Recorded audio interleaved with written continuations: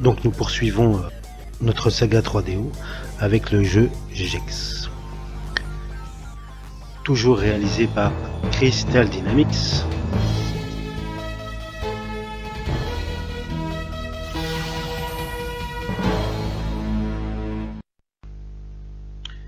Et je vous laisse donc regarder l'intro. It all started so simply. I had just finished my usual morning routine of nude funkercise, fired up the Barcalounger, grabbed a quick bite to eat, and prepared to watch some serious tube. Little did I know, my snack was sent by Rez.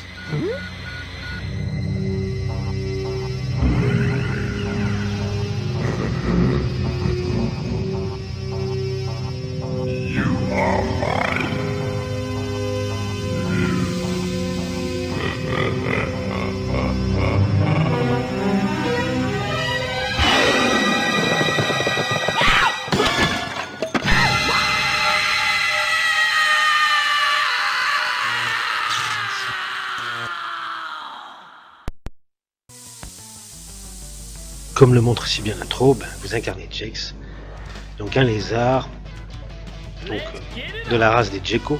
J'y connais rien en lézard, ce n'est pas un reportage animalier. Et donc Gex s'est retrouvé malencontreusement enfermé dans sa télévision après avoir mangé une mouche. Donc une mouche qui a été confectionnée par le docteur Rez, qui est le méchant dans l'histoire finalement. Donc vous allez devoir courir différents mondes. Là en l'occurrence c'est le monde, on va dire, des films d'horreur. Alors chaque monde a une thématique, donc la film d'horreur, et après vous trouverez science-fiction et aussi le monde du cartoon. Alors par ailleurs, Gex se veut aussi une parodie de la société américaine. Je ne sais pas s'il y avait des velléités politiques derrière tout ça, mais voilà, c'est ainsi.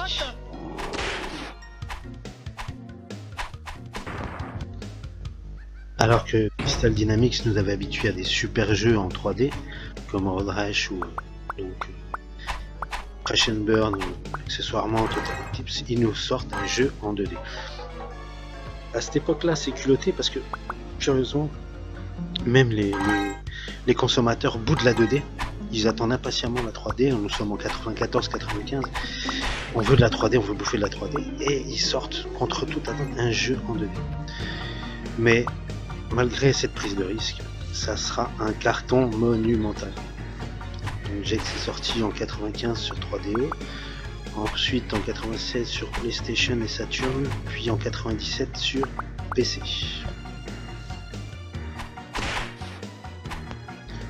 Et donc oui, à sa sortie, Gex est salué par la presse spécialisée. Certes, c'est un jeu en 2D, mais qui vraiment est excellent.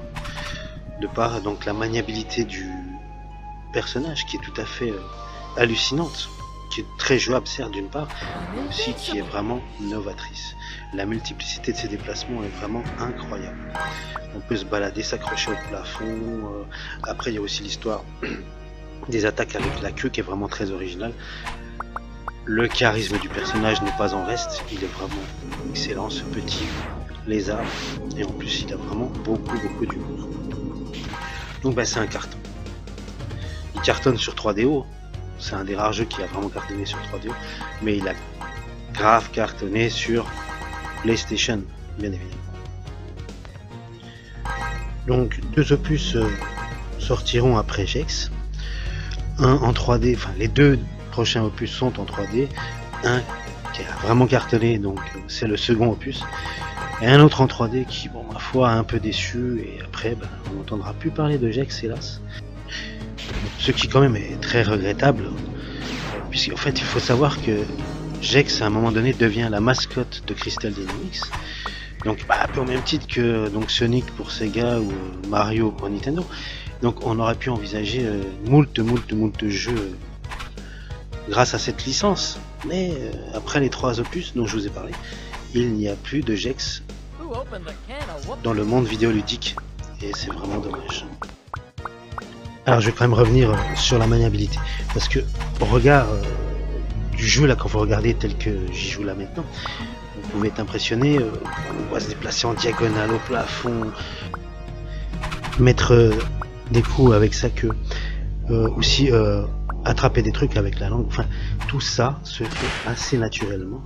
Le tout est très intuitif. Et voilà, du coup, le plaisir de jeu est total, immédiat. C'est clair que là, c'est un super jeu. Allez voir encore la presse spécialisée de maintenant, de jeuxvideo.com. La note est excellente. Admirez la façon de faire des checkpoints dans le jeu. Donc, un petit coup de flash, et voilà. Et donc, en fait, c'est des points de passage où vous pouvez vous retrouver lorsque vous aurez perdu. Oui, donc je reviens sur les notes de la spécialisée, puisqu'en fait, pour le premier opus et le second opus, je crois que la note est de 18/20. C'est un hit ultime qu'on a un peu oublié, hélas, parce que franchement, c'est un grand jeu.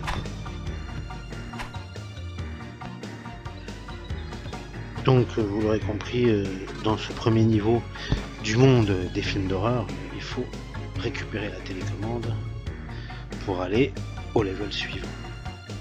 Donc, sous couvert de l'originalité du personnage et aussi des décors, bon, le scénario n'a rien de transcendant au final.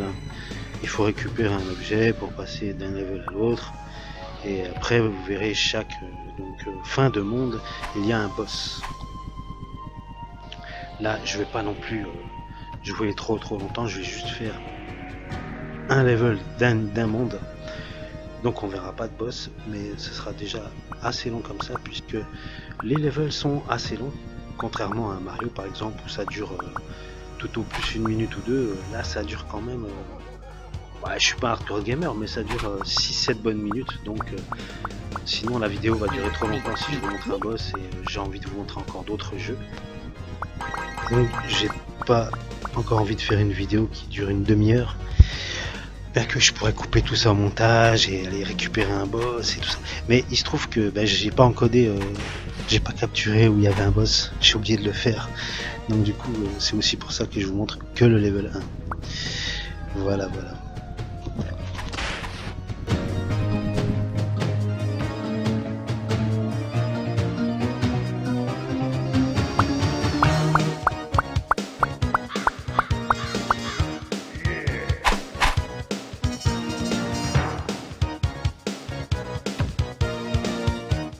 Sweet, like candy.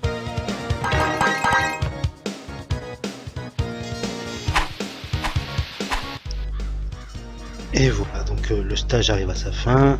Donc comme au préalable on avait trouvé la télécommande, on peut aller tout de suite donc dans la télévision pour se téléporter de nouveau sur la map. Donc là vous avez le résumé de ce que vous avez collecté, et le plus important étant la télécommande.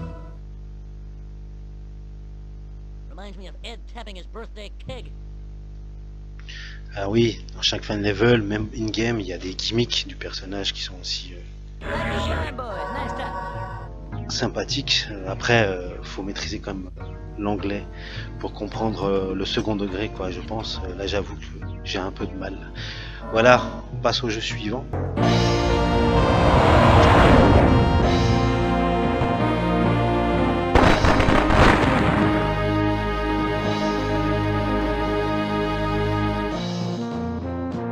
Enyo System, Vega Sector, TCS Tiger's Claw, Alpha Wing. Alpha Wing approaching frosty target. ETA 1 minute. Check in, Alpha Wing. Maniac here. Off your starboard, Alpha Leader. Gotcha, Mother Hen. Roger, remember what the Colonel said now, lads. We've got to get this bogey right off. Or, target in sight. Look lively, laddies. Looks like she were expecting us. Break and attack approach Delta.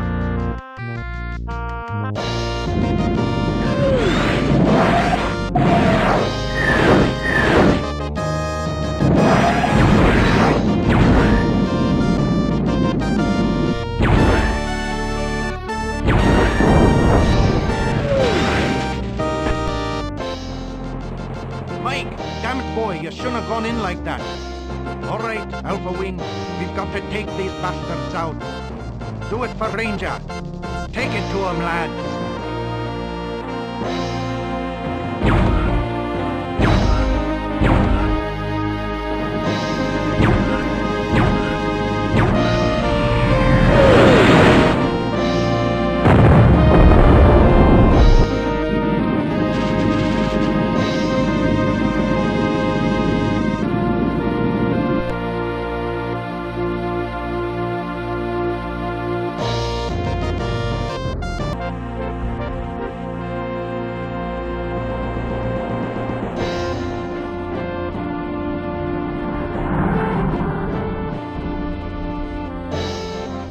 There's the Tiger's Claw, sir, the pride of the Terran fleet. You're lucky to be serving your tour of duty on her, sir.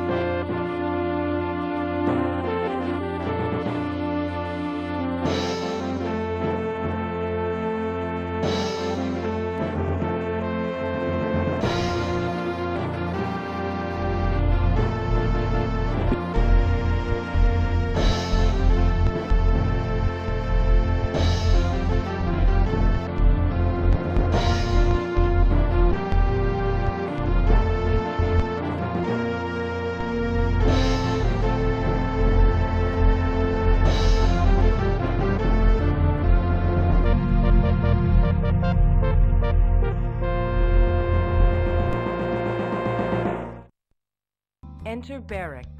Check pilot barrack. Voilà. Après ces deux superbes séquences d'introduction de Super Wing Commander, nous voilà donc dans les menus qui sont très proches des menus du Wing Commander 1, on va dire. Oui, donc je reprends mes repères parce que j'ai tendance à me perdre un petit peu. Oui, alors, concrètement, Super Wing Commander est un remake de Wing Commander 1, mais vraiment amélioré. Vous verrez tout à l'heure dans sa jouabilité, c'est beaucoup plus fluide, beaucoup plus speed, beaucoup plus entraînant. C'est vrai que moi je me rappelle de Wing Commander 1 sur PC, même avec un ordi puissant, à un moment donné, des fois c'était un peu mou, quoi. Ça tirait, ça avait du mal de tirer. Voilà, des fois il y avait des petits soucis de jouabilité. Là, dans Super Wing Commander, c'est fini tout ça, ces petits problèmes de jouabilité, vous les oubliez. Bon, mais sinon, grosso modo, le principe de jeu est le même que dans Wing Commander 1. Donc là, vous êtes dans la salle de briefing. Donc là où il y a le patron qui vous décline donc le but de la mission à venir. Et après, vous êtes donc avec vos coéquipiers et vous l'écoutez. Ensuite, se déroule la mission. Ça, c'est in-game.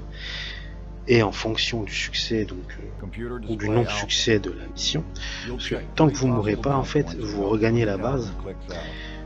Et il se passe que du coup, en fonction du succès, ou si vous avez raté la mission, et ben les autres missions suivantes évoluent.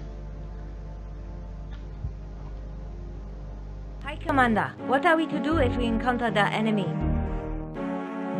Engage if the odds look good. Let Maverick make the call. Next is Beta Wing. Your thoughts wander as the commander makes the rest of the assignments. And back to the Tiger's Claw. Remember, this is no train sim. If you see the enemy, he'll be out to kill you. Be sure you do it to him before he does it to you. Squadron dismissed.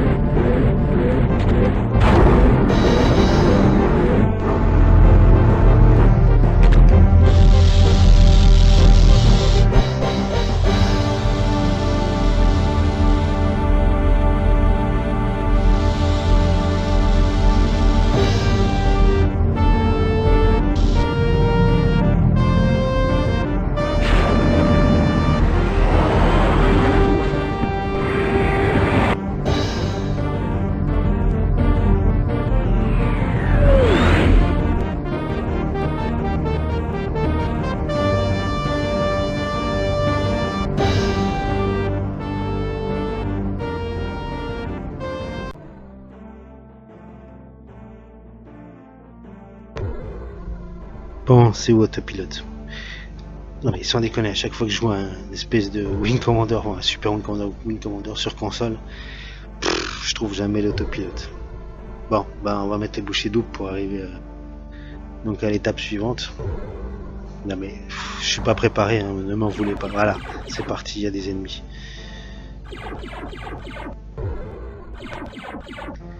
Ouais, c'est clair, c'est frappant. C'est vachement plus jouable que sur PC, enfin que l'opus numéro 1 sur PC. Là, ça tire comme il faut, il n'y a pas de latence quand tu tires. C'est nickel. C'est même carrément... Faut s'accrocher. Les ennemis sont vifs à fond.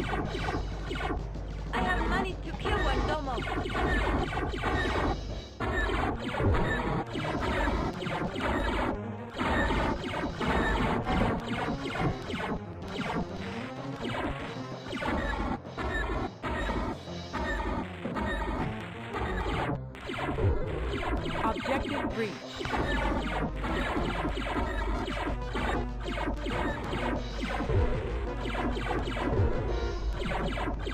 On va essayer de te mettre un petit missile dans tes dents, hein. On va pas y passer la nuit non plus. Voilà. Ah, vraiment c'est plaisant. C'est jouable au possible. Allez. Ennemi suivant, où te caches-tu? Là on met la gomme à fond. Il veut se barrer, hein, le vilain. Viens ici. Ah zut. Qu'est-ce qui... Je me suis pris une pierre dans la tronche, qu'est-ce qui s'est passé là?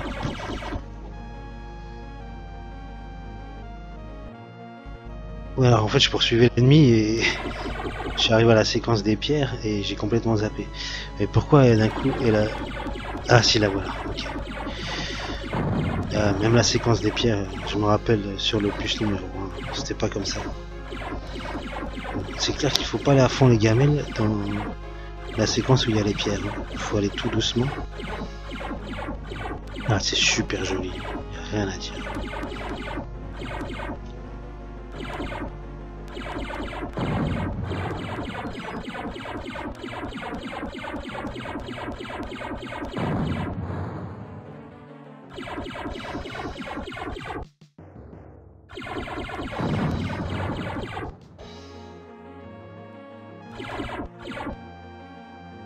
Objective reached.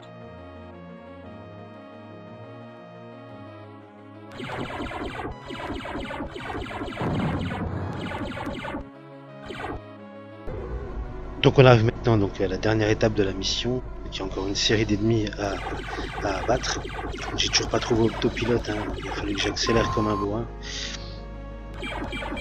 Ça se trouve il n'y a pas d'autopilote, c'est peut-être que sur PC.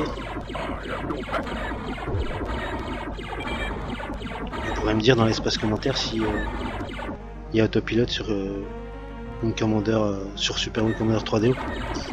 D'ailleurs à ce sujet, donc je suis pas sûr que j'avais trouvé l'autopilote lors de ma démonstration sur l'Amiga CD32. Et j'y ai joué il y a pas longtemps aussi, donc au Wing Commander 1 bien sûr, sur Mega CD, et j'ai pas trouvé l'autopilote non plus. Donc est-ce qu'il y a un autopilote sur les versions console de Super Wing Commander et Wing Commander 1? Merci de votre réponse.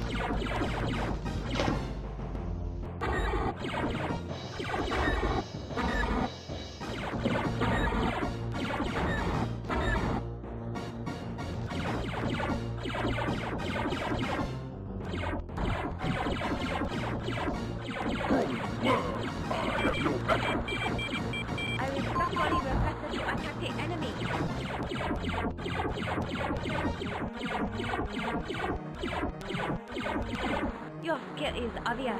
I bow to your talent. Ça y est.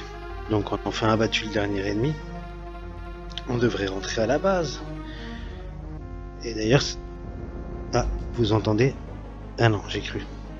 Vous savez que les musiques sont interactives, à savoir que en fonction de la réussite... Objective Reach.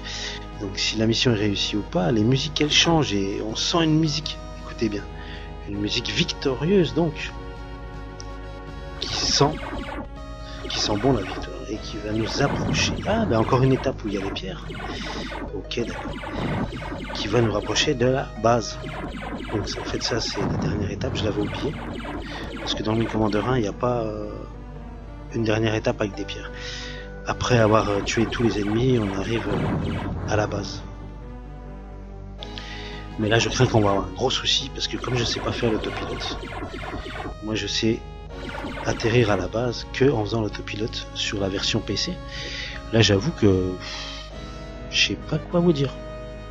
Je sens que ça va me saouler puis que je vais aller m'écraser la gueule violemment dans la base. Vous entendez cette musique victorieuse qui sent bon.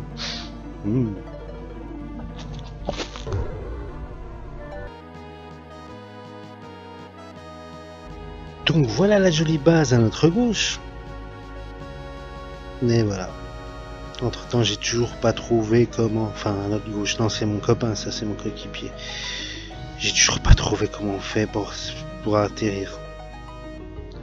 C'est la cata. Donc là je vais essayer. Non vous voyez, normalement je pensais peut-être qu'on se met dans l'axe, ça va le faire tout seul automatiquement. Non, non il y a une commande, il n'y a pas à chier. J'aurais pu regarder sur internet mais je sais pas faire. Je cherche, là je clique sur tous les boutons, là, ça marche pas. Bon, allez, je vais m'éclater la gueule dedans. Comme ça vous verrez la défaite, tiens. Bon, hormis cette petite note un peu entachée, parce que j'arrive pas à trouver l'autopilote, voilà, le jeu était superbe et donc la presse spécialisée aussi avait mis une note incroyable. Donc, pour info, voilà, allez voir jeuxvideo.com, eux ils ont donné la note de 19 sur 20. Donc voilà le dernier jeu que je vais vous présenter. C'est pas le meilleur, loin de là, il y avait des jeux beaucoup mieux que ça que j'aurais pu vous présenter, par exemple Need for Speed ou par exemple le brillantissime Street Fighter 2 Turbo, mais j'ai décidé de vous présenter Nova Storm et je vais vous expliquer pourquoi après l'intro.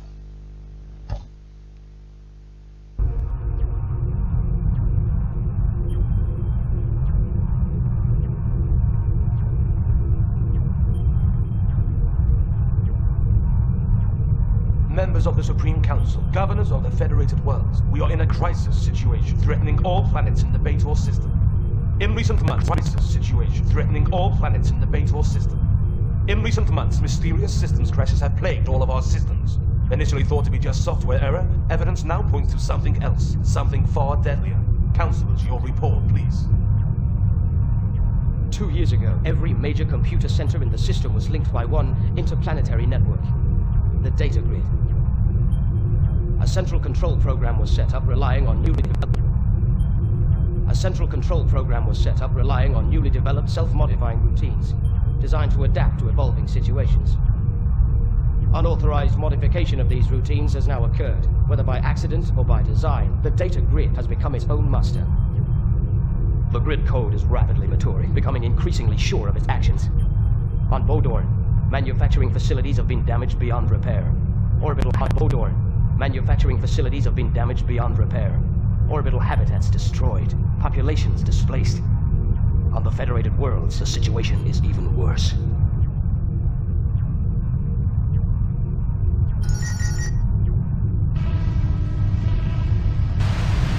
Our industrial sector has been completely subverted. All ice mining operations are now under grid control. All remaining personnel have now retreated to the central command complex. But we're still not safe. The cold has sent cybernetic terminals bound into the ice under the complex. Infiltrated all life support systems. It's impossible. We can only hope.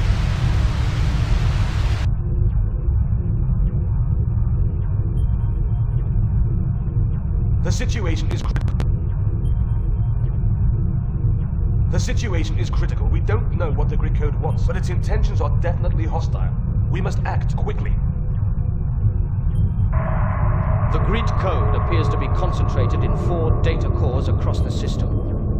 One of these appears to be on the volcanic planet of Kalina. The Elite Scavenger 4 unit is to be ordered there on a search and destroy mission.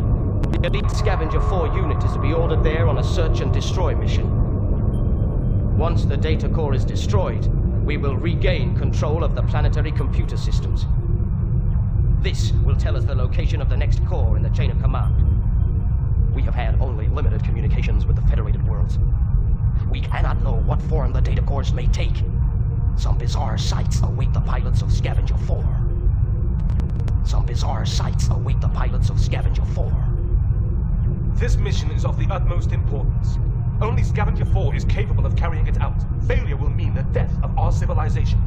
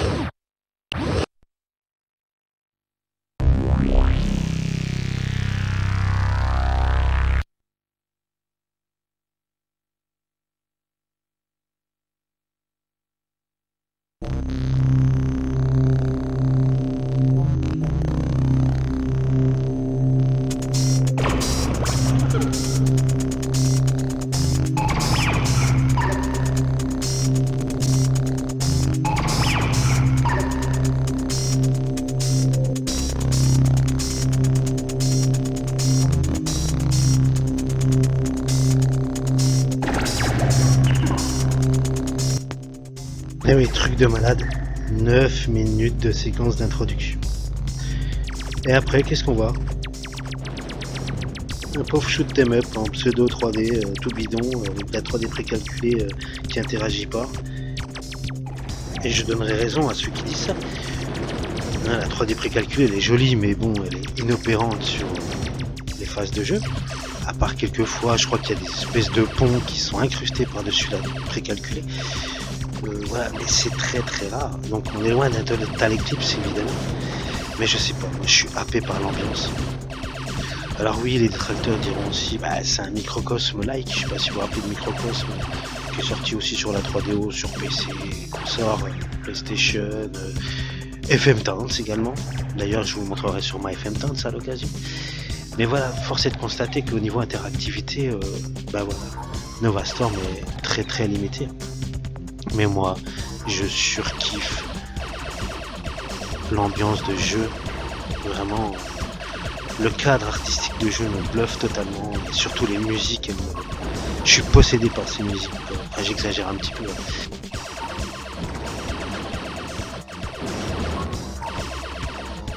Pour visionner, c'est vraiment agréable à regarder. Après, à jouer, c'est discutable, mais à visionner, ça se fait. Donc, je vais vous montrer encore 1 ou 2 levels de jeu. Et après, je vous ferai. Regardez-moi cette petite séquence de looping magnifique. Alors c'est vrai que les sprites des boss sont un peu à chier, je ne vous le cache pas. Et regardez comme ça saccade à un moment donné qu'on a des super pouvoirs. C'est vraiment aussi pas très joli tout ça. Mais bon, voilà, c'est horrible ça. Je me rappelais pas que c'était aussi... Vous voyez là, je suis passé sous le pont. Ça par contre, on interagissait. En passant sous le pont, clairement, si on passe au-dessus, on s'écrase, on s'explose. Un peu comme le boss qui s'explose à l'instant. Donc on a un temps imparti pour buter tous ces boss intermédiaires, parce que sinon, hélas, on doit rejouer la séquence, quoi.